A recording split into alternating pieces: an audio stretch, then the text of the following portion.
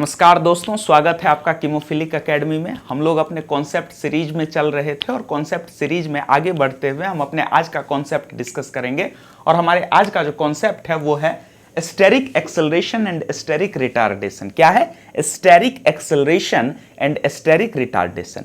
इसको डिस्कस करने के लिए हम जेरी मार्च से दो टेबल लेते हैं। एक टेबल आपका स्टेरिक एक्सेलरेशन के लिए है और दूसरा टेबल आपका स्टेरिक रिटार्डेशन के लिए है।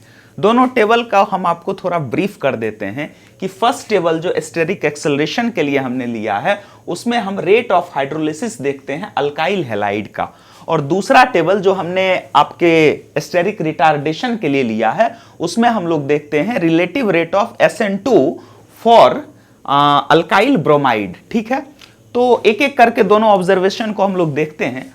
पहले फर्स्ट केस को देखते हैं। फर्स्ट केस में देखिए, हम आपको बता दें कि जब हम ये जो हमारा रिएक्शन है वो क्या है, रेट ऑफ हाइड्रोलिसिस करवा रहे हैं हम हैलाइड का। किसका करवा रहे हैं? अल्काइल हैलाइड का हाइड्रोलिसिस करवा रहे हैं। तो जिनको पता नहीं है वो लिख लें इस बात को कि अल्काइल हैलाइड का जो हाइड्रोलिसिस होता है वो SN1 रिएक्शन होता है। ठीक है, तो ये SN1 रिएक्शन का रेट दे रखा है। इस रेट के ऊपर थोड़ा हम ध्यान देते हैं तो आप देखिएगा कि ऊपर से नीचे जाते हुए हम अल्काइल ग्रुप का साइज इंक्रीज करते जा रहे हैं। फर्स्ट वाले में क्या है ये दे रखा है, ध्यान से देखिएगा क्या दे रखा है, CMe Me Me। ठीक है, और इधर लगा दो Cl। ये कुछ इस तरह से दे रखा है, देख पा रहे हैं आप? ये दे रखा है। अब क्या किया, एक Me को रिप्लेस करो और Et लगा दो। ठीक है, अब क्या करो, 2 Me को रिप्लेस करो और 2 Et लगा दो। फिर क्या करो, तीनों Me को रिप्लेस करो और Et लगा दो। उसके बाद क्या करो, आप आइसोप्रोपाइल लगा दो। मतलब 2 तो Me ही है, Me, और यहां पर आप आइसोप्रोपाइल लगा दो। ठीक है, पहले एक आइसोप्रोपाइल लगाओ और फिर दूसरे Me को हटा के दूसरा आइसोप्रोपाइल लगा दो। ठीक, ये हमारा कह रहा है। तो इसमें हो क्या रहा है एक्चुअली में कि जैसे जैसे आप R ग्रुप का साइज इंक्रीज करते जा रहे हैं वैसे वैसे आपका रेट ऑफ रिएक्शन बढ़ता जा रहा है। तो फर्स्ट ऑब्जर्वेशन है कि rate of reaction R group के बढ़ाने से बढ़ रहा है। मतलब स्टेरिक हिंड्रेंस के बढ़ाने से या स्टेरिक इफेक्ट के बढ़ाने से हमारा रेट ऑफ रिएक्शन इंक्रीज होता जा रहा है। तो ऐसा क्यों हो रहा है? तो इसी के एक्सप्लेनेशन में जब हम ढूंढने चलते हैं कि ऐसा हो क्यों रहा है तो हमको पता चलता है कि ये जो रिएक्शन है वो SN1 रिएक्शन है। जब हम हाइड्रोलिसिस करवाते हैं अल्काइल हैलाइड का हाइड्रोलिसिस तो ये SN1 रिएक्शन के थ्रू होता है। ठीक है, और आप सबको अच्छे से पता होगा कि SN1 रिएक्शन में कार्बोकैटायन का फॉर्मेशन होता है। किसका फॉर्मेशन होता है? कार्बोकैटायन का फॉर्मेशन होता है। तो खैर वो तो बाद की बात है। अब क्वेश्चन ये उठता है कि ऐसा होने से रेट बढ़ क्यों रहा है? मतलब लोग तो कहते हैं कि मतलब जनरल लोग क्या कहेंगे, जनरली जो हम आज तक देखते आते थे उसमें हम ये देखते थे कि जैसे जैसे हम स्टेरिक हिंड्रेंस बढ़ाते हैं वैसे वैसे हमारा रेट ऑफ रिएक्शन घट जाता है। लेकिन इस रिएक्शन में रेट ऑफ रिएक्शन बढ़ रहा है। ऐसा हो क्यों रहा है?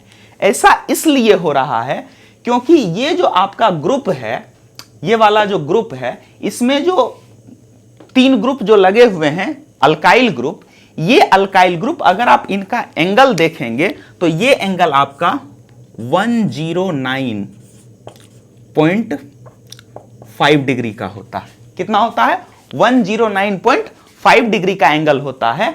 तो अब क्या हो रहा है, अगर आप इस ग्रुप को बढ़ाते जाएं, इस ग्रुप को अगर आप बढ़ाते जाएं और बहुत बड़ा हो जाए ये ग्रुप, तो इसका जो एंगल, ये जो पीछे की तरफ जो होता है ना, वो बहुत ज्यादा रिपेल करने लगेगा। आप ये कहिए ना कि तीनों ग्रुप अगर आप बड़ा बड़ा लगा दें, सिंपल सी एक बात समझो कि एक कमरे के अंदर एक छोटा सा कमरा है, या कमरा क्या कहो कि एक छोटा सा बक्सा है, उस बक्से के अंदर 3-4 मोटे मोटे लोगों को बंद कर दिया, तो क्या वो आराम से रह पाएंगे? वहां पे नहीं रह पाएंगे। ठीक उसी तरह से अगर आप आइसोप्रोपाइल ग्रुप का साइज बहुत बड़ा साइज का है, अगर आप 3 आइसोप्रोपाइल लगा दो तो क्या वो 109 डिग्री वाले एंगल दोनों के बीच का गैप कितना 109 डिग्री ही होगा। तो क्या ये इतने बड़े एंगल में एडजस्ट कर पाएंगे? नहीं कर पाएंगे, उनको परेशानी होगी, मतलब वो स्टेरिक हिंड्रेंस फेस करेंगे। तो ऐसा कोई भी रिएक्शन, ध्यान से सुनिएगा, ऐसा कोई भी रिएक्शन जो इनके स्टेरिक हिंड्रेंस को कम करने में इनकी मदद करेगा, उस रिएक्शन का रेट यहां पर ज्यादा होगा। ऐसा कोई भी रिएक्शन जो इनके स्टेरिक हिंड्रेंस को कम करने में इनकी मदद करेगा, उस रिएक्शन का रेट ज्यादा होगा।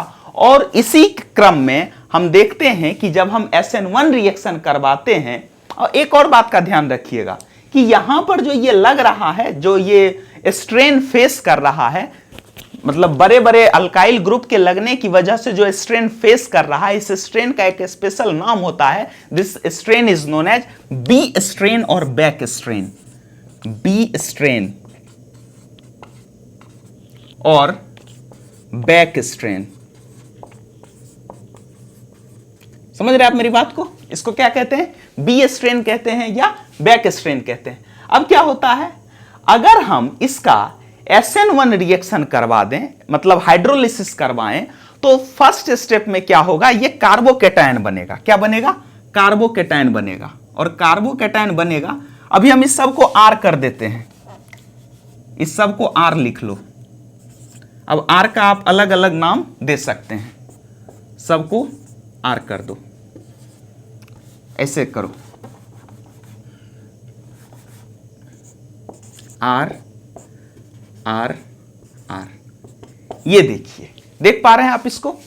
तो ये कार्बोकेटायन बन गया। अब यहां पर जो एंगल था इसका, वो 109 डिग्री हो गया था, और ये टेट्राहेड्रल था। इस टेट्राहेड्रल एंगल को अगर हम इसका कार्बोकेटायन बना लें, इस कंपाउंड का, तो ये कार्बोकेटायन पे जो एंगल बनेगा, अब ये sp2 हाइब्रिडाइज्ड होके इसका एंगल 120 डिग्री हो जाएगा। क्या हो जाएगा? इसका एंगल 120 डिग्री हो जाएगा। और अगर इसका एंगल 120 डिग्री हो गया, तो क्या ये 109 से ज्यादा हो गया? क्या इसका स्पेस ज्यादा हो गया? आप देख पा रहे हैं? तो ये स्पेस ज्यादा हो गया, इसकी स्टेबिलिटी बढ़ गई। ये रिएक्शन होने के कारण इसका हिंड्रेंस कम हो रहा है और स्टेबिलिटी बढ़ रही है। इसी रिएक्शन को हम लोग कहते हैं स्टेरिक एक्सेलरेशन। ऐसा रिएक्शन, ध्यान से सुनिएगा अब इस पॉइंट को, कि ऐसा रिएक्शन जिसमें कि rate of reaction steric hindrance की वजह से बहुत ज्यादा बढ़ जाता है। ऐसा रिएक्शन जिसमें rate of reaction steric hindrance की वजह से बहुत ज्यादा इंक्रीज हो जाता है, उसको हम लोग कहते हैं स्टेरिक एक्सेलरेशन। क्या कहते हैं उसको? स्टेरिक एक्सेलरेशन कहते हैं। और इस केस में बिल्कुल ऐसा ही हो रहा है। और बढ़ क्यों रहा है? बैक स्ट्रेन की वजह से। किसकी वजह से? बैक स्ट्रेन या बी स्ट्रेन। बी स्ट्रेन जितना ज्यादा बढ़ेगा, स्टेरिक एक्सेलरेशन या आप ये कहिए कि रिएक्शन का रेट उतना ही ज्यादा हो जाएगा। तो यहां पर क्या हो रहा है? इस रिएक्शन की स्पेसिफिकेशन क्या है? इस रिएक्शन का स्पेसिफिकेशन ये है कि जैसे जैसे आपका स्टेरिक हिंड्रेंस बढ़ेगा, इस रिएक्शन का रेट उतना ही ज्यादा होगा। एक और बात का ध्यान दीजिएगा जो कि आपके किताब के लिए है, वो ये है कि अगर आप इस टेबल को ध्यान से देखें, तो जैसे आप ऊपर से नीचे की तरफ आएंगे ना, तो ऊपर के 2-3 रिएक्शंस में तो इतना ज्यादा रेट का फर्क नहीं है। मतलब ऊपर के रिएक्शंस का फर्क आप 1-2 स्टेप तक के फर्क को आप इस तरह से बता सकते हैं कि ये फील्ड इफेक्ट मतलब इंडक्टिव इफेक्ट या फिर हाइपर कॉन्जुगेशन से आप इसको डिस्कस कर सकते हैं। लेकिन नीचे वाले में बैक स्ट्रेन लग रहा है, और आपको यह जानकर बहुत हैरानी होगी, जो कि आपके जेरी मार्च में भी लिखा हुआ है, कि जब आप 2 आइसोप्रोपाइल ग्रुप लगा देते हैं ना, 2 आइसोप्रोपाइल ग्रुप, तो एक आइसोप्रोपाइल ग्रुप तक इतना ज्यादा बैक स्ट्रेन काम नहीं करता है। एक आइसोप्रोपाइल ग्रुप तक बैक स्ट्रेन इतना ज्यादा काम नहीं करता है, लेकिन 2 आइसोप्रोपाइल लगाते ही बैक स्ट्रेन का वैल्यू बहुत बढ़ जाता है और बैक स्ट्रेन लगने के कारण रेट ऑफ रिएक्शन जो होता है वो करीब करीब 10 गुना बढ़ जाता है। मतलब रिएक्शन के रेट का जो डिफरेंस होता है, आपके जेरी मार्च में लिख रखा है ये लाइन कि वो 10 गुना इंक्रीज हो जाता है।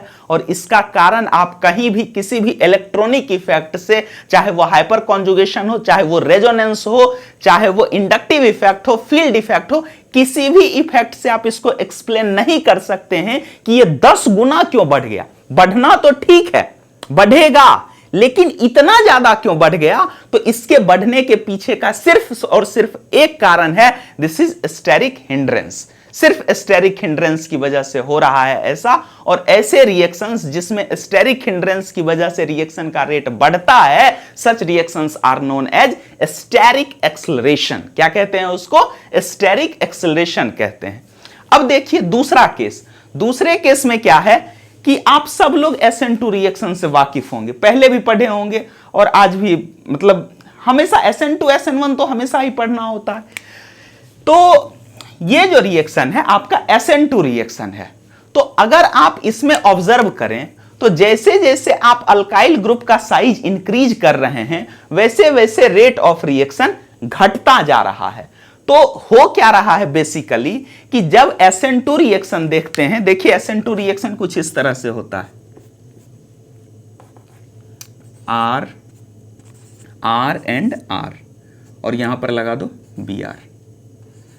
ये एक्चुअली यही दे रखा है आपका, RBR दे रखा है। अब इस R के जगह पर आप CH3 रख लीजिए, मतलब अगर आप एक R लगाएं तो CH3 रखेंगे, तो आप R का वैल्यू अलग अलग प्लेस कर सकते हैं। एक बार प्राइमरी रख लीजिए, एक बार सेकेंडरी, टर्सरी रख सकते हैं।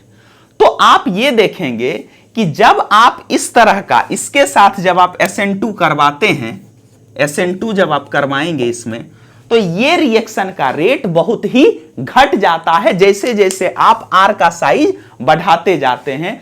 ऐसे रिएक्शन जिसमें स्टेरिक हिंड्रेंस मींस R का साइज बढ़ाने के कारण रिएक्शन के रेट में कमी आ जाती है, such reactions are known as steric retardation. क्या कहते हैं उसको? स्टेरिक रिटार्डेशन कहते हैं। तो ये बात हो गई आपके स्टेरिक एक्सेलरेशन और स्टेरिक रिटार्डेशन की, इसको नोट कर लीजिए।